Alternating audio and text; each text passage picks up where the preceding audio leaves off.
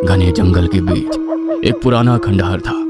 खंडहर के अंदर बीचों बीच एक बड़ा सा हवन कुंड जल रहा था, जिसकी लपटें कभी तेज उठती तो कभी अचानक धीमी पड़ जाती। उस हवन कुंड के सामने बैठा था एक तांत्रिक, जिसकी आंखें बंद थी। उसके गले में हड्डियों की माला थी और माथे पर राख का तिलक। तांत्रिक धीमी लेकिन भारी आवाज में मंत्र जाप कर रहा था। ओम श्रा ह्रीं पिशाचाय स्वाहा। जैसे जैसे उसका मंत्र तेज होता गया, वैसे वैसे खंडहर का माहौल और भी भयानक होता जा रहा था। तभी खंडहर के बाहर से किसी के भागते हुए कदमों की आवाज आई और एक औरत हाफती हुई वहां आकर गिर पड़ी। कौन है तू? मेरी साधना में तूने बाधा कैसे डाली मूर्ख औरत? मेरी साधना को भंग करने का अर्थ जानती है तू? मैं आपकी साधना का हिस्सा बनना चाहती हूँ बाबा। मुझे बस आपकी शरण में रहना है। अंजाम की मुझे कोई परवाह नहीं। क्या कष्ट है तुझे? तेरी आंखों की यह अग्नि कह रही है। बरसों तक तपन सहकर यहाँ पहुंची है तो। मैं एक निसंतान औरत हूँ बाबा। समाज के तानों ने एक पल में 100 मौत मारा है मुझे। उन तानों के साथ तो मैं जी भी ली थी, लेकिन मेरा अपना पति अब दूसरी औरत को मेरे घर में बिठाना चाहता है। मुझे संतान चाहिए बाबा, मेरी अपनी औलाद, ताकि मैं सबका मुंह बंद कर सकूं। तू जानती है ना किस द्वार पर दस्तक देने आई है तू? पीछे मुड़ने का विकल्प नहीं है यहाँ। अभी भी समय है, लौट जा। नहीं बाबा, अब बस मृत्यु ही मुझे यहाँ से वापस भेज सकती है। आप चाहे तो मुझे मार डालें, लेकिन मैं अब वापस नहीं जाऊंगी। औरत की बात सुनकर तांत्रिक के होठों पर एक हल्की लेकिन डरावनी मुस्कान उभरी। कुछ भी करने को तैयार है? सोच समझ कर जवाब दे, क्योंकि जो मैं तुझसे मांगूंगा उसे पूरा करना आसान नहीं होगा। मैं तैयार हूँ बाबा, आप जो कहेंगे मैं करूंगी। मैं अपने पति को नहीं खो सकती हूँ। बाबा की आंखों में एक चमक आ जाती है और वो हवन कुंड में राख डालते हुए हंसने लगता है। ठीक है, तेरे पति की दूसरी शादी नहीं होगी, तेरे पीछे पागल हो जाएगा वो, और तुझे संतान भी मिलेगी। संतान की बात सुनकर औरत की आंखों में चमक आ जाती है। क्या सच में बाबा? क्या आप ऐसा कर सकते हैं? बाबा हवन कुंड की आग में घूरते हुए बोलता है, ऐसा कुछ नहीं जो मैं नहीं कर सकता हूँ, लेकिन इसके लिए तुझे पिशाच सिद्धि करनी होगी और शैतान से सौदा करना होगा। इस सिद्धि में तेरी कोख में जान आ भी सकती है और किसी की जान जा भी सकती है। बता, क्या तू तैयार है? अचानक हवन कुंड की आग तेज भड़क उठती है। लपटों में एक पल के लिए किसी डरावने चेहरे की आकृति उभरती है, जिसे देखकर औरत का शरीर कांप उठता है। औरत घबराकर पीछे हट जाती है। ये कौन था? मैंने अभी जो देखा वो चेहरा, वो क्या था? पिशाच शांति यज्ञ के बीच में बाधा उत्पन्न की है तूने। अब ये पिशाच शांत नहीं होगा, बल्कि तुझे खुद को समर्पित करना होगा इसे। यह वही पिशाच है जो तेरी इच्छा पूरी करेगा। जाकर उससे मिल, उसमें विलीन हो जा। उस औरत की आंखों में डर और दुविधा साफ दिखाई देती है, लेकिन अपने अंदर की सारी हिम्मत इकट्ठा करके वो आगे बढ़ती है और हवन कुंड में कूद जाती है। वो वीरान मंदिर अचानक से उस औरत की चीखों से गूंज उठता है। ये सिलसिला कुछ देर तक चलता है और फिर खंडहर में सन्नाटा छा जाता है। अग्नि बुझ जाती है और औरत कुंड में ही बेहोश हो जाती है। पूरे 2 दिन बाद जब उस औरत को होश आया तो उसने खुद को खंडहर में पाया। तेरे तप से पिशाच प्रसन्न हुआ, लेकिन 3 अमावस्या तक तुझे पिशाच को ऐसे ही प्रसन्न करना होगा और फिर तेरे जीवन की सारी समस्या खत्म हो जाएगी। कर सकेगी ना? और अगर यह सिद्धि मंत्र पूरा ना हुआ तो तू पिशाच का प्रकोप झेलेगी। तांत्रिक की बात के जवाब में हाँ में गर्दन हिलाकर वो किसी तरह लड़खड़ाते हुए वहां से अपने घर की ओर लौट गई। 3 अमावस्या का कठोर समय गुजर गया था और अब वो औरत मेघना पेट से थी। मैं कभी सोच भी नहीं सकता था ये दिन भी हमारे जीवन में आएगा। तू बस एक बेटा दे दे, फिर देखना पटरानी बनाकर रखूंगा तुझे मैं। जरूर आएगा हमारा कुलदीपक, देखना मैं आपको आपका वंशधर जरूर दूंगी। समय बीतता गया। मेघना ने एक बेटे को जन्म दिया, लेकिन यह बच्चा अलग था। बाकी बच्चों की तरह पैदा होते ही वो रोया नहीं। उसकी आंखें मानो हड्डी में धसी हुई नजर आती थी, चेहरा झुर्रीदार जैसे कोई 100 साल का बूढ़ा।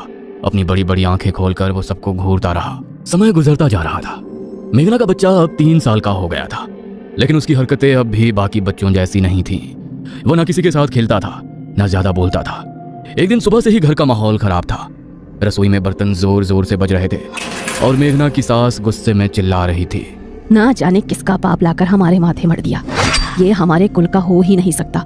पता नहीं कहाँ से लाई है इसे, कुलक्षणी कहीं की। जी तो करता है गला दबा दूं। तुम दोनों मनहूस माँ बेटे का। पता नहीं मेरे बेटे पर क्या काला जादू किया है। वो तो जैसे बावला हुआ घूमता है स्त्रिया चरित्र पर। लेकिन मेरी आंखों में धूल ना झोंक पाएगी तू। जानती हूँ कहीं तो जाती थी तू आधी रात को, और फिर अचानक पेट से हो गई। मेघना की सास बोलती ही जा रही थी और मेघना उसे चुप कराने की कोशिश कर रही थी। माँ जी चुप हो जाइए, क्यों शोर मचा रही हैं आप? बच्चा घबरा जाएगा, वैसे भी दिन ढल रहा है, ये कोई वक्त है कलेश करने का? तेरा बच्चा घबरा जाएगा? ये बच्चा है? शैतान है ये, शैतान। कहाँ से बच्चा लग रहा है ये तुझे? इस बार दादी के मुंह से निकल रहे अंगारों को सुन वो बच्चा धीरे धीरे उनकी तरफ बढ़ने लगा। नहीं नहीं बेटा, रुक जा, इधर आ, इधर आ। बच्चा सीधे अपनी दादी के सामने जाकर खड़ा हो गया। क्या देख रहा है मुझे? तेरी आंखें निकाल लूंगी। चल जा यहाँ से, आया बड़ा मुझे आंखें दिखाने वाला। सास ने बच्चे को जोर का धक्का दिया और वो जमीन पर गिर गया।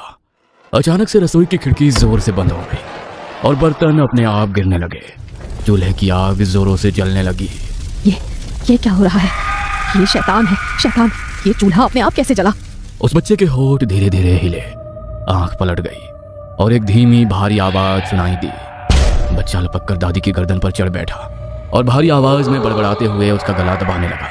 मेघना की सास की सांस रोकने लगी, उसकी आंखें बाहर आने लगी और फिर एक झटके में उसका शरीर ढीला पड़ गया। कमरे में कुछ पलों के लिए सन्नाटा छा गया। मेघना जमीन पर बैठी रह गई। उसके हाथ कांप रहे थे, लेकिन उसकी आंखों में डर के साथ साथ एक अजीब सा संतोष भी था। चल यहाँ से, इससे पहले कि कोई आए, हमें जाना होगा। मेघना जंगल में बाबा के पास आ गई थी। इसे मैं अपने तंत्र का वारिस बनाऊंगा। आज से ये मेरा शिष्य है। इसका नाम होगा कालकेश। इसकी बाहर की दुनिया में कोई जगह नहीं है। समय बीतता गया।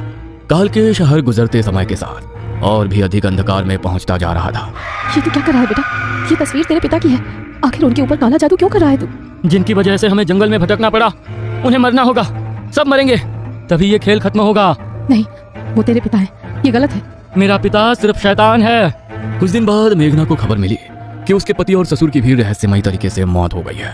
अब बस ये सब यही खत्म कर और चल मेरे साथ। हम कहीं दूर जाएंगे, नई जिंदगी शुरू करेंगे। नहीं, अब असली खेल शुरू हुआ है। बाबा, मुझे मृत्यु सिद्धि सीखनी है। अभी समय नहीं आया है। मृत्यु सिद्धि तक पहुंचने के लिए कठिन परीक्षा देनी पड़ती है। मैं नहीं तो कौन? आप बस बताएं क्या परीक्षा देनी होगी।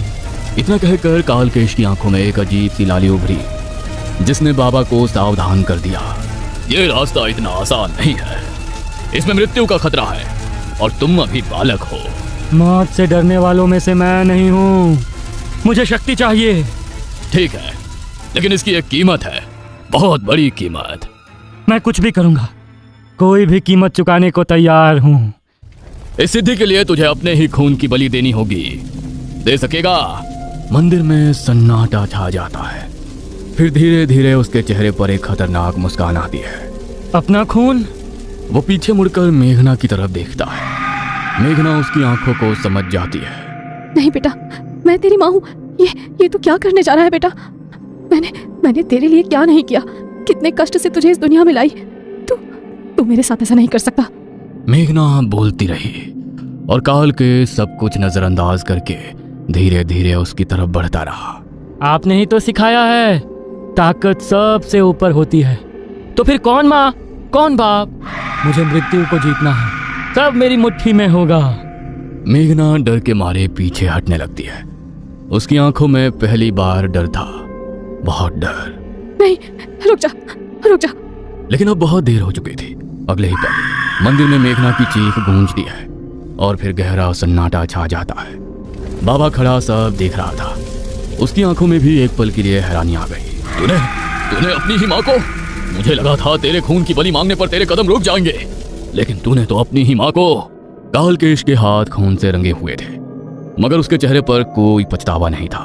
देरी मत करो, बातें करने में समय खराब मत करो। मंदिर के एक कोने में मेघना की लाश पड़ी थी और दूसरी तरफ कालकेश बाबा के साथ बैठकर सिद्धि प्राप्त कर रहा था। सारी रात यह सिलसिला चला और सवेरे के पहले पहर में कालकेश ने सारी सिद्धि हासिल कर ली थी। बाबा उठा और मेघना की लाश के पास जाकर खड़ा हुआ।